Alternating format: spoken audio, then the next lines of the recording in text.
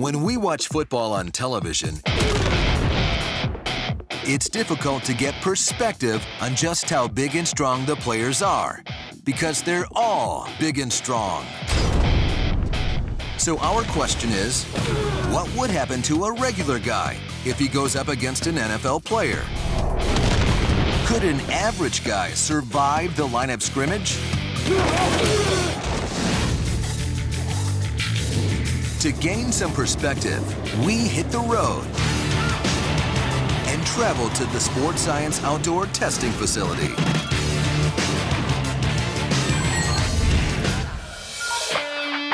And to help us conduct this test, we recruited a man who personifies the raw power and brute force of the NFL. All-Pro defensive tackle, Chris Jenkins. Chris is one of the hardest hitters in the NFL. With textbook technique for exploding through an offensive lineman. When I want to get under a man's pads, it has to do with my explosion. I'll start with my feet, and I'll roll up through my hips, and I'll put everything into my hands. And then when I explode, everything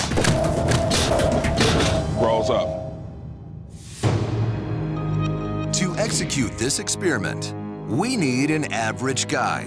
So we scraped the middle of the barrel and came up with this guy, Sports Science host John Brinkus. Standing 5 foot 8 inches and weighing 160 pounds, John is aggressively average. Chris Jenkins, we've measured a lot of collisions in football. Now, one thing that we really don't get at home is the perspective. I mean, how big are you? 6'5", 360. Okay, I'm 5'8", 160. So when was the last time you were my size? 7th grade, I think. Okay, 7th grade. So what we want to do is a one-of-a-kind experiment. We're going to have you, the NFL superstar, going up against me, the average Joe. We're going to go mano-a-mano, head-to-head, and measure that collision. To measure the impact an average Joe would experience on an NFL line of scrimmage, we're wiring up both test subjects with cutting-edge hardware. Both Chris and I are going to be wearing an Inform accelerometer around our waists, and this is going to measure the transfer of energy from him to me, which can't be good for me. If he's going to stand over there, I'm going to toss him. And I'm going to do it as hard as I can and for as far as I can, and I'm going to get as mad as I can. It's going to be the real thing. Look, I can't even figure out how to get my arm through this. This is not good. While our host struggles with the incredibly difficult task of putting on a jersey, Chris does some simple warm-up exercises. That guy is a beast. He's pushing the two-man sled all by himself, just like it's nothing. The average NFL defensive lineman weighs almost 300 pounds, and he battles offensive linemen who average about 320. So our 160-pound lab rat is clearly in way over his head. You look like a kicker. I hope all the average Joes out there appreciate this, because I'm about to get my bell rung. Let's do this.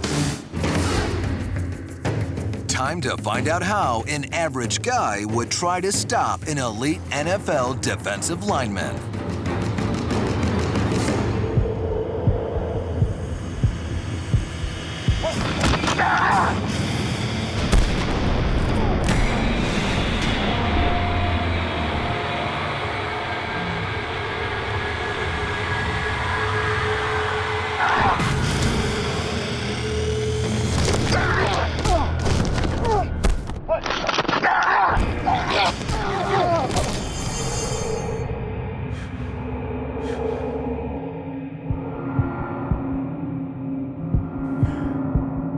You all right? Ooh. Ow, that hurt. Oh, that didn't feel good at all. So to answer the question, what happens to a regular guy when he goes up against an NFL player?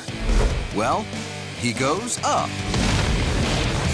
Data from the Inform accelerometer reveals that at the peak of his flight, John's head was almost 9 feet off the ground. All of that power drives straight into John, producing this tremendous collision, transferring all of his energy across, literally throwing John out of the way.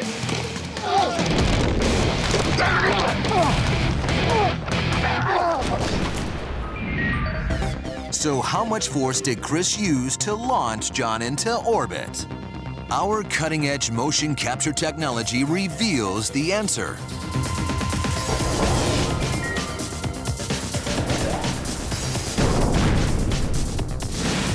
John's mistake is rising up too quickly, which raises his center of gravity, decreasing his stability. A smart lineman like Chris stays low and aligns the angles of his body for maximum impact. He does this by creating two 90-degree angles with his body's big levers, the arms and the legs.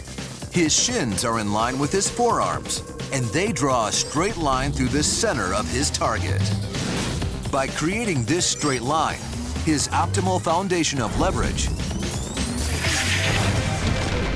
Chris is able to launch John with 600 pounds of force. And worse, John returns to Earth with a painful 1,600 pounds of force. And if we extrapolate this data, the numbers are amazing. The average NFL game has over 100 plays, and in each play, about a dozen players collide at the line of scrimmage. The sum total of these collisions generates a staggering amount of energy, 32 million joules. That's over 7.5 million calories. Believe it or not, that's enough energy to launch a 160-pound projectile, like our lab rat, over 28 miles into the air.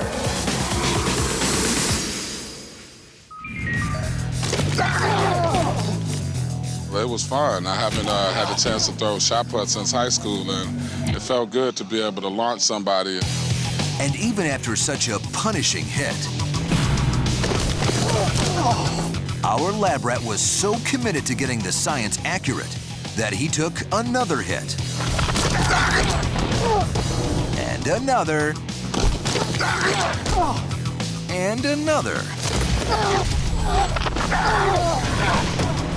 No one bothered to tell him that, in fact, we got plenty of data from that first impact.